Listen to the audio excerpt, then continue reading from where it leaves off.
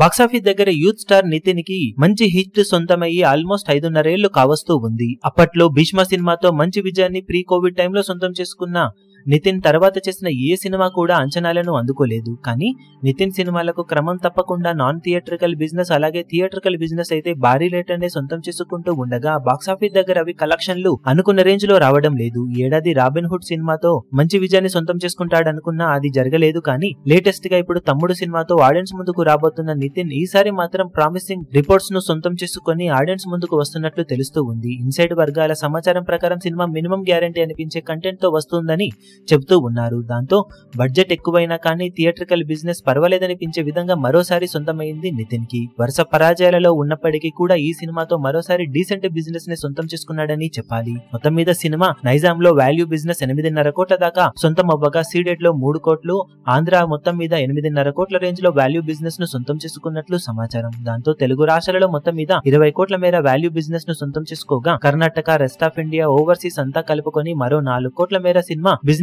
ను సొంతం చేసుకుందని సమాచారం. దాంతో వరల్డ్ వైడ్ గా సినిమా బాక్సాఫీస్ దగ్గర ఇప్పుడు 24 కోట్లకు పైగా వాల్యూ ప్రీ రిలీజ్ బిజినెస్ ను సొంతం చేసుకోగా క్లీన్ హిట్ గా నిలవాలి అంటే సినిమా ఇప్పుడు 25 కోట్లకు పైగా షేర్ మార్కును అందుకోవాల్సిన అవసరం ఉంది. బాక్సాఫీస్ దగ్గర మంచి టాక్ ను సొంతం చేసుకుంటే ఈ కలెక్షన్ అందుకోవడం పెద్ద కష్టమేమీ కాదు. వచ్చే వారంలో రిలీజ్ కావాల్సిన ఘాటి సినిమా కూడా విఎఫ్ఎక్స్ వర్క్ వలన పోస్ట్ పోన్ అవ్వడంతో మంచి టాక్ సొంతమైతే 2 వారాల పాటు ఈజీగా డీసెంట్ రన్ సినిమాకు సొంతమయ్యే అవకాశం ఉంటుంది. మరి ఆ అడ్వాంటేజ్ ను వాడుకొని నితిన్ ఎంతవరకు బాక్సాఫీస్ దగ్గర జోరు చూపించగలుగుతాడో చూడాలి.